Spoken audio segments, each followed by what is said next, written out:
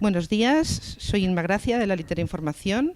Estamos en la antesala del Salón de Plenos del Ayuntamiento, siguiendo con las entrevistas a los cabezas de lista a las elecciones municipales de Binefar del 26 de mayo. Estamos aquí con Daniel Izábal, cabeza de lista por la agrupación Cambiar Binefar. Buenos días, Dani, bienvenido y gracias por haber aceptado la invitación.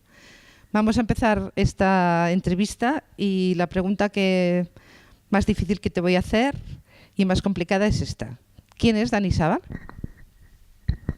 Bueno, soy un joven de Binefar, creo que todavía.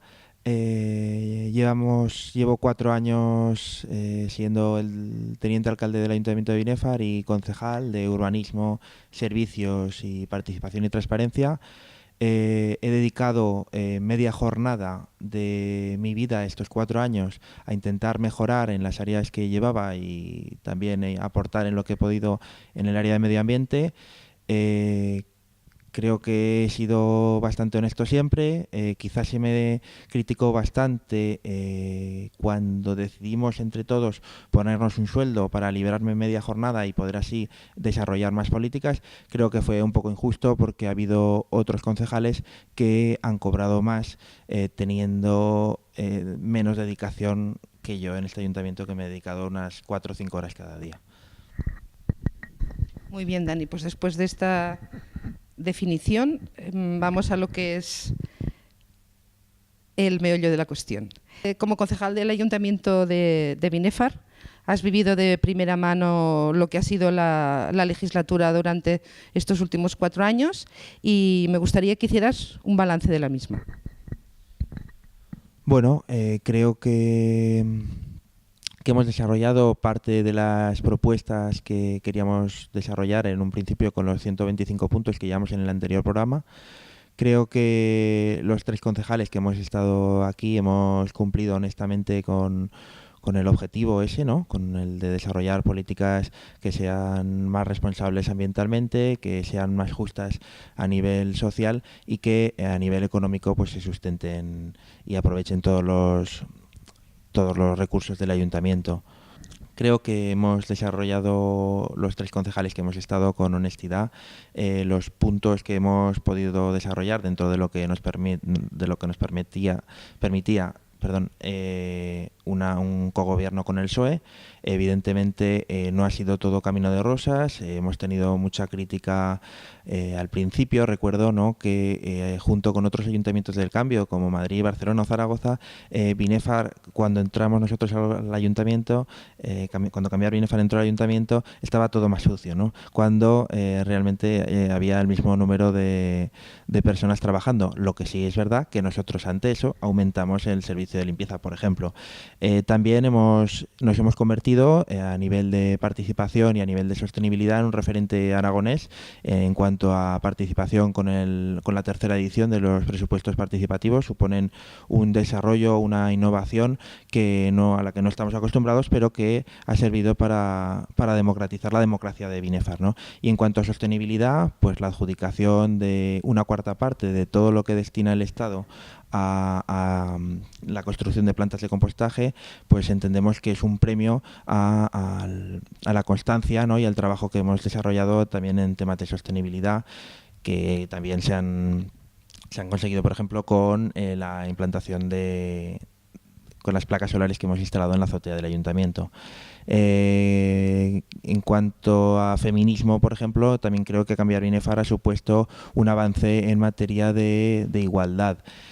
Además, evidentemente también ha habido críticas, por ejemplo, a nivel organizativo, quizás de la propia formación deberíamos haber empleado más tiempo, ¿no? Lo que pasa que tampoco, cuando comienzas un proyecto como este y encima te metes a gobernar y encima tienes que saber cómo funciona la hacienda local, cómo puedes invertir, cómo puedes desarrollar proyectos cumpliendo estrictamente la ley, porque el Ayuntamiento de Binefar se reconoce como uno de los que jurídicamente más mejor desarrollan sus proyectos. Por ejemplo, cuando nosotros entramos, en la historia del ayuntamiento solo se había impuesto una sanción urbanística, y a partir de la entrada con nosotros solucionamos 2 expedientes que ya había abierto, y además iniciamos y finalizamos 2 proyectos sancionadores, porque entendíamos que se debe ejemplificar de alguna manera que cumplir la ley es lo que se debe hacer, ¿no? Si está la ley municipal, hay que cumplirla y acatarla todos, sin excepción, por mucho volumen económico que tenga, ¿no? No sé, si creo que es un balance. Evidentemente habría cosas que criticarnos, pero creo que la honestidad en política siempre es novedad, ¿no? Y creo que lo ha sido durante estos 4 años. Cambiar Binefar ha sido sobre todo honesto, sobre todo participativo.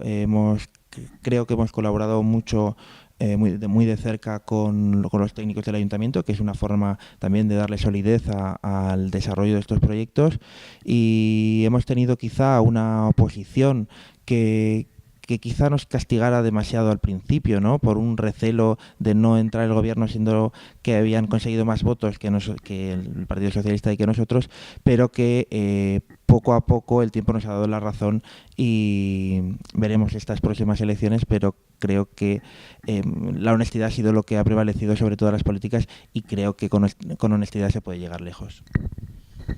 Gracias, Dani. Vamos a entrar en materia. ¿Cuáles consideras tú y tu formación que son las principales problemáticas con las que se enfrenta Binefar en los próximos 4 años? Bueno, evidentemente la aceptación del proyecto de instalación del macromatadero Pini en Binefar supone un antes y un después, como pudo suponer la llegada del ferrocarril a Binefar. Hablamos de un posible aumento de la población de un 20, un 30% en 2, 3, 4 años. Posiblemente se asemeje al crecimiento que pudo tener Detroit con el boom del automóvil, y sabemos que hoy está hecho polvo aquella ciudad, y entendemos que se deben promover con planificación, pues líneas de actuación en esa línea, principalmente en vivienda. Creo que es uno de los derechos básicos que se debe asegurar. Entendemos que debemos regular de alguna manera el precio del alquiler. Hablando con gente, ves que hay pisos de alquiler de 2 habitaciones por 450-500 euros. Entendemos que ese derecho debe prevalecer sobre otros, y que de alguna manera debemos intentar regular ese alquiler. Sabemos que a nivel jurídico es muy complicado, porque la ley no permite a los ayuntamientos regularlo de alguna manera. Sabemos que, por ejemplo, Zaragoza en Común ha desarrollado, a través de su empresa pública, Zaragoza Vivienda, un proyecto de hacer un listado de pisos, dándoles unas seguridades a la hora de cobrarla, a la hora de financiación de mejoras de sostenibilidad, pero claro, trasladar un modelo de una ciudad tan grande como Zaragoza a Binefar es complicado. No obstante, vamos a intentar en esa línea promover que el alquiler no sea un derecho de ricos. También, en cuanto a, por nombrar otro tema, entendemos que pues los servicios básicos, con el nuevo colegio, sí que llevamos en nuestro programa aumentar otra línea más, el colegio Catiacín, además para intentar que no se segregue, ¿no? Que este colegio no sea para una clase social y el Víctor Mendoza para otro. También, en cuanto a sanidad, entendemos que con el nuevo centro de salud y por las tardes podríamos tener, en cuanto a la sanidad, cubierto eso. Y bueno, en cuanto a lo demás, pues evidentemente la convivencia, pues un choque de culturas, como puede suponer la llegada de mucha gente de fuera de nuestro país, pues hay que planificarla. Sobre todo no tenemos ningún problema porque vengan. Creo que la riqueza cultural se consigue así, aunando diferentes culturas en un mismo sitio, pero evidentemente el choque cultural existe, entendemos que está existiendo entre España y Cataluña, como no va a existir con culturas más diferentes, ¿no? Entonces, por ahí sí que también hay que planificar ese crecimiento. que de alguna manera iría vinculado con la vivienda, de forma que si no conseguimos que el casco de Binefar sea se restaure, posiblemente podamos tener calles gueto, lo cual no ayudarían a esa compatibilización de culturas, ¿no? Pues casi me he respondido ya a la tercera pregunta, que eran las acciones a realizar respecto a estos retos que plantea el futuro y cuál era tu prioridad. ¿Cuál creéis o qué pensáis que es la primera medida que se puede tomar? Concretando ya un poco más. Bueno, otro de los temas que debe afrontar Binefar, ya no en el término nuestro de municipal, sino a nivel general, es afrontar el fin del agotamiento de las energías fósiles. Va a suponer un antes y un después en la historia de la humanidad. Parece que soy un gurú, pero hay que revisar eso, ¿no? Es decir, el 80% del transporte funciona por carreteras, funciona con petróleo. El petróleo se está agotando, los pozos de petróleo que nos dan el diésel, que es con lo que transportamos la mayoría de las mercancías, se está acabando. Los envites del cambio climático cada vez son más evidentes, cada vez tenemos más sequías, cada vez el tiempo... no es que lo controlemos, pero cada vez somos menos capaces de predecir lo que va a pasar. Tenemos una crisis migratoria en todo el mundo. Los países pobres están siendo asediados y están viniendo a países que a priori vivimos mejor. Esto tenemos que afrontarlo con políticas claras, con una economía que sea más circular, que se quede más en el territorio, que ponga a las personas en medio de la ecuación y que nos permita desarrollar pues otro tipo de actividades que no sean los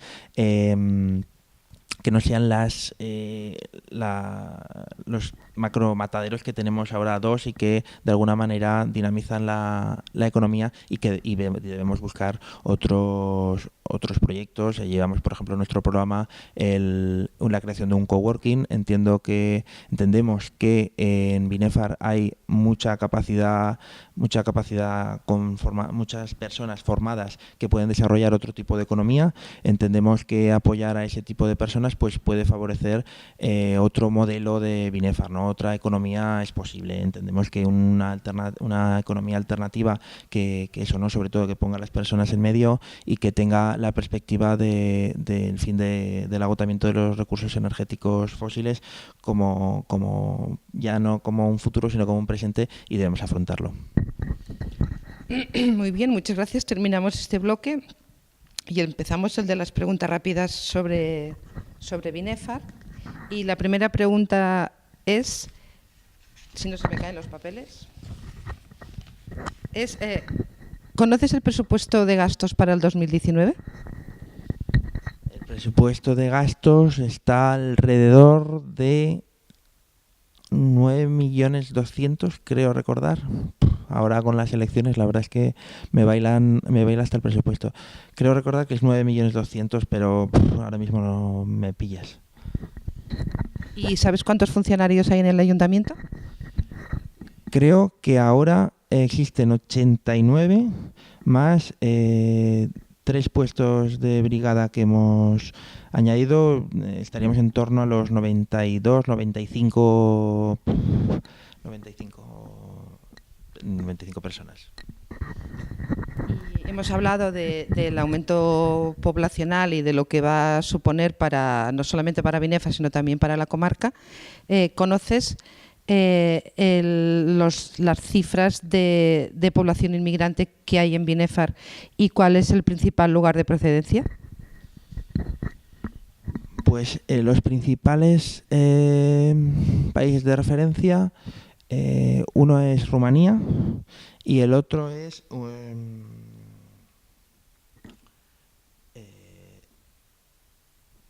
no lo sé, estaría entre Senegal, Costa de Marfil, pero no te sabría decir. Y la población migrante estará en torno al 12-15%. Y vamos a las preguntas del Binefar del pasado.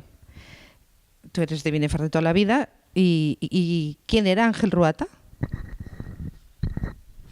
Pues soy de Binefar, pero tengo 34 años y entiendo que pudo ser un personaje importante porque su vivienda, entiendo que si era suya, del estrecho de Pano, así lo atestigua. No sé exactamente a qué se dedicaba o porque era, creo, noble. Bueno, y hablando de otro tema que también has tocado en tu exposición, que es el tema de de las mercancías, el tema de los medios de comunicación, todos en los programas electorales o casi todos lleváis el tema de de la estación y de la mejora de la estación que tenemos, el recuperar el paso del tren por Binefar. ¿En qué año pasó el primer tren por Binefar?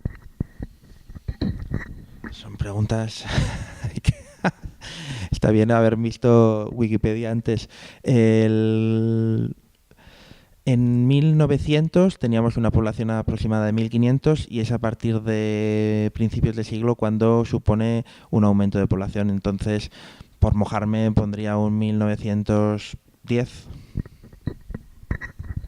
Pues bueno, con esta respuesta terminamos el cuarto bloque de esta entrevista y vamos para finalizar ya con las 5 preguntas distendidas sobre ti. 3 palabras que te definan como político. Honestidad, honesto, coherente y trabajador. Y los domingos por la tarde, ¿qué hace Dani Sábal? Depende. Puedo estar bajando de la montaña, puedo estar tirado en el sofá, descansando sobre todo por esto de trajín que llevamos últimamente, o puedo estar en familia o con los amigos. ¿Y tu escritor, escritora, filósofo, filósofa favoritos? Pues siempre nombro, porque cuando me metí en política y quizá por deformación profesional, por ser psicólogo, he atendido siempre al poder, ¿no? Y creo que Adolf Tobeña, que es familiar de una persona de aquí de Binefar, ya por el apellido se puede saber a quién me refiero, es de Graus, es un psiquiatra de la Universidad Autónoma de Barcelona,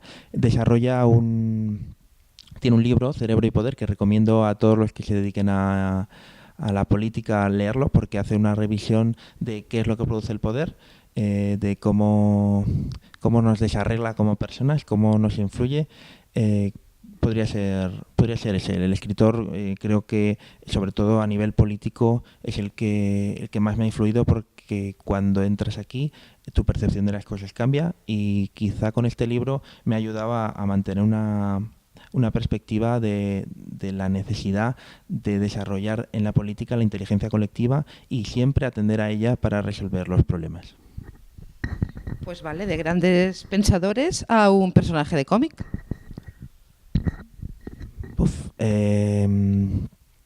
Pues no diré un personaje de cómic, porque no soy mucho de cómic, pero sí mi suegro me regaló un cómic que tenía que ver con la 9, con la organización que liberó a París del nazismo, y ese no recuerdo ahora el nombre del protagonista, pero creo que todos los protagonistas que están en ese cómic creo que merecen un reconocimiento porque lucharon por la libertad y luego la libertad les dio la espalda y les dejó en Francia y no pudieron volver a su país. Pues muchas gracias, Dani Sábal, por haber aceptado la invitación de la Litera Información y bueno, si quieres decirle a alguien a tus electores, aquí tienes el micrófono a tu disposición. Bueno, hemos organizado esta lista electoral con savia nueva, con la experiencia que nos da haber gobernado durante 4 años, haber destinado media jornada durante 4 años aquí. Sabemos exactamente las acotaciones que supone en la institución del ayuntamiento.